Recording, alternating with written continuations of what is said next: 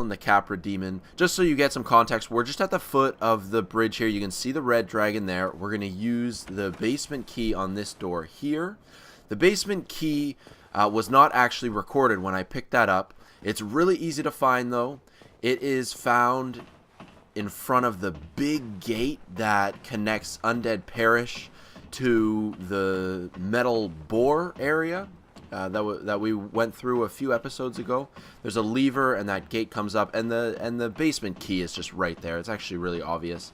So using that key, heading down this ladder, we're actually heading to one of my least favorite parts of the game, to be completely honest with you.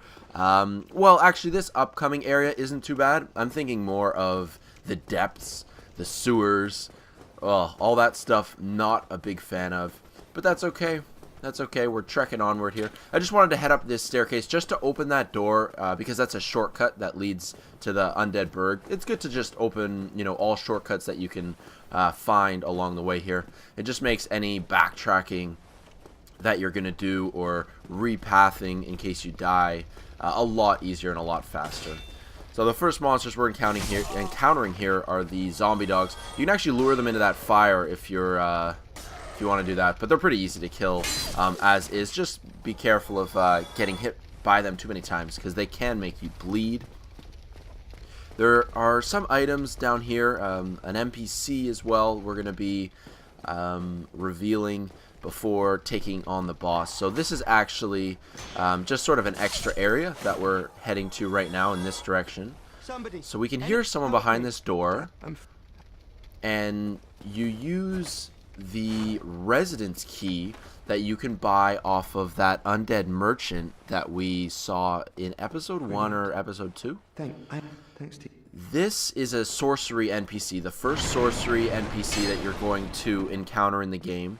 So if you're interested in doing, you know, going down that road with sorcery, this is going to be where you'll get your basic spells. You free NPCs in Dark Souls, and then they sort of show up in Firelink Shrine, and you can learn from them.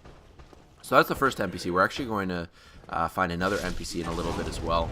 Just going to clear out these torch-wielding undead. There's just a little bit of treasure beyond here, some twin humanities.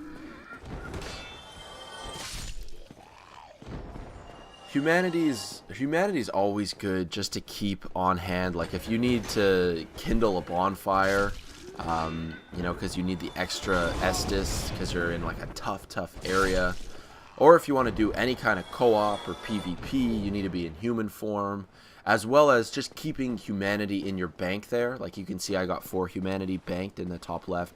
That just strengthens your character as well. Strengthens resistance, increases item discovery. I don't know. And some weapons actually increases damage as well. There's one weapon type that you just bank more and more humanity and weapon damage increases. So I'm trying to bait out some of these like ninja monsters here. There you go. You hear the door open, so you don't want to continue onward or you're going to get flanked pretty badly. So I'm just retreating a little bit. Now these guys, they don't do a lot of damage outright, and they don't have a lot of health, but just like those zombie dogs, if they hit you consecutively, they'll make you bleed. And I'm being a little bit sloppy there. I could see that he was parrying, but I swung, and he, well, jumped over me and went for that old throat slash. But I got rid of those guys pretty quick. They're not too bad, but again, they can make you bleed. They throw daggers. They're like a very high dexterity enemy. Just their style of fighting. Picking up the mail breaker there. Not a sword that I'm going to be using in this playthrough, I don't think. I think I've picked out my next weapon, though. I grabbed a Zooender from the graveyard that leads to the catacombs, right immediately next to Firelink Shrine. I did a little bit of... I just spent some of the souls from the last video. In the last video, of course, we killed off that Hydra and killed Haval, and we had a bunch of souls in the bank at the end of the video, but I'm not going to make you guys watch me, you know, level up and modify my gear and stuff like that. We're going to keep this playthrough focused on gameplay. So I'll just tell you now, while we're just making our way to the boss, sort of what I've changed since the last video. Excuse me. I'm using the Night Shield which is better than the shield I was using in the last video. It's like over twice as heavy, but now that I've got Haval's ring on, I can afford to wear more heavy equipment. I'm also wearing a better and heavier helm, and I used those twinkling shards that we found in the last video to upgrade my crimson robe, the crimson armor that I'm wearing, from regular crimson armor up to +2. So that helps a lot, especially if you want to do any like PvP. The PvP matchmaking, for the most part, works to match you with people of the same soul level. Although there are actually a lot of different types of PvP that I don't need to detail right now. For the most part, it matches you by soul level. That's why it's so important to be upgrading your equipment whenever possible, really. I also upgraded the Drake Sword, actually. I used a demon scale. I don't remember who I got that from. I'm sure you guys saw in one of the episodes. I'm just showing you a path now that leads to the depths. It also leads to the sewers, which is like a shortcut back to Firelink Shrine. We're gonna go on down there after killing off this boss. So we're gonna go through, traverse the light here, and take on the Capra demon. Man, when I first encountered this boss, I had a lot of trouble with him. That move right there, if you don't have your shield up, instant death. It will one-shot you if you don't have your shield up. Also, if you don't have enough stamina, it can one-shot you as well. Like, this guy killed me a bunch of times. That was the move I'm referring to. So I'm actually luring him to the top of the stairs here, and then you can see in a second I'm going to jump off. He follows me off. Now, watch how the Capra demon is stunned. Right there, he's stunned. I could have actually gotten some nice shots off, but I'm prioritizing killing off the zombie dogs. I much prefer, you know, dealing with one target at a time, because, you know, if I'm just trying to kill the Capra demon and targeting him, and I get hit by a zombie dog, then the Capra demon's going to get huge damage off on me. So now the zombie dog's out of the way, take a swig of Estus, and it's pretty easy from here on out. Just again, try and isolate those two dogs, kill them off, and if you really need to, just hold your shield up, lure the Capra demon to the top of the ramp, and then hop off. He'll be stunned and you get some free shots off. This Drake Sword that's now +1, doing pretty good damage though, especially if you switch it to two-handed. Do big damage with this weapon. So it should just be another one hit there. Takes him out. We get Key to the Depths. Gonna get Humanity, Homeward Bone, not a big deal. How many souls do we actually get from this boss? 6,000. So that's okay. You can actually kill this boss at different points in the game. I suppose you only need that basement key. So this can actually be the second boss that you fight. So you don't get a huge soul reward. 6,000 souls. It's good for, I think, 1 level up or so at this point. Be careful at this part because you'll get, yeah, there's a guy hiding right around the corner here. Just killing off a couple of these ninja guys before we head down to the depths. The area I was telling you guys about before. Again, not really a big fan. I'll show you why. I'm just actually showing you a shortcut here. There's a bowman, but the only thing after, you know, you go up those spiral stairs and it leads you to the sewers, and that sewers will take you all the way back to Firelink Shrine. There's also a merchant up there, and she sells the cure to curse, and you can get cursed in the depths. So that's pretty convenient, although she sells it for like 6k, and you can get it for 3k from the NPC at the Gargoyle Bell Tower Demon. I think that was video 5? No, 4. And I showed you that guy. So now I think we're officially in the depths. There are a couple things we're going to want to grab, and we can finish off the video at the bonfire.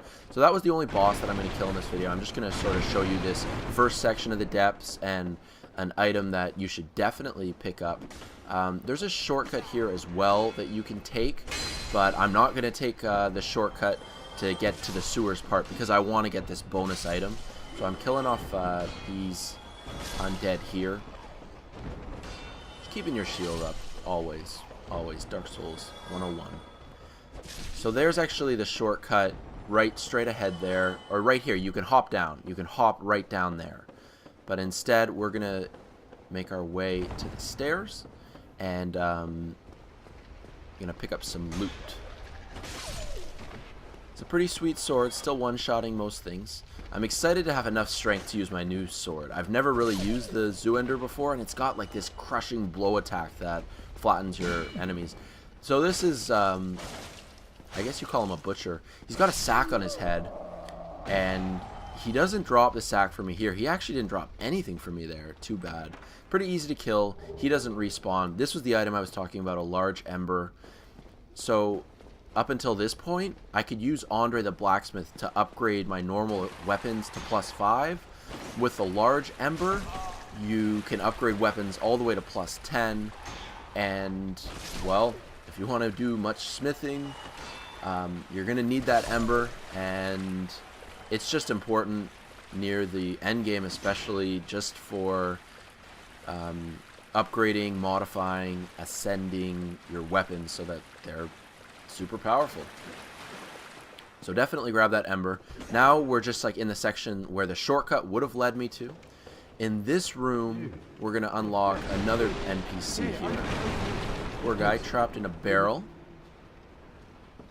See what he has to say. Beginning in the line. Thank you. I'm Laurentius. Laurentius. Okay. So he's a pyro. You can see that on his right hand there. He's got a fist of fire, sort of. As a pyromancer, he can teach you all the pyromancy spells. He's going to be back in Firelink Shrine next time we go there, and he can sell you the flame hand. He can upgrade your pyromancy skills, and he can sell you some basic pyromancy spells. So that's a very powerful path to go down as well. Although it was nerfed in one of the early patches. I think pyromancy, I guess, was a little bit overpowered to begin with. I'm not going to be doing, pyromancy or sorcery or, well, maybe miracles, we'll see. For the most part, I'm focusing on a strong melee build during this playthrough. Now we're in the depths, what I call the depths, I guess, officially. Trudging through this swampy water here, taking some damage. And I have to be honest with you guys, this is my least favorite part of the video coming up. At this point, I'm just excited to get to the bonfire. There is a bonfire just down this hallway right here. At the end of the hallway, there's a door.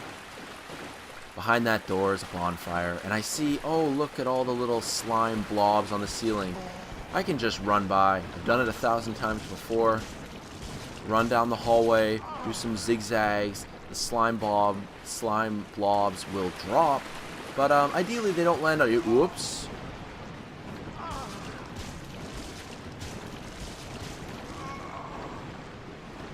A little bit sloppy, a little bit cocky. I died. This is the third, maybe second death in this playthrough, or third death maybe. But through the magic of video editing, we are right back here. I'm not going to make you guys watch me run to this section all the way from the bonfire that I recently spawned from. It's only about 2.5 minutes or 3-minute trek, but it's like the exact same content that we just went through. So I took the liberty of just cutting that part out. We're back here, retrieve my body, recover my souls, get that 5 humanity back. That would have been a devastating loss. If I had died on the way back here, you lose all your humanity, you lose all your souls. I would have been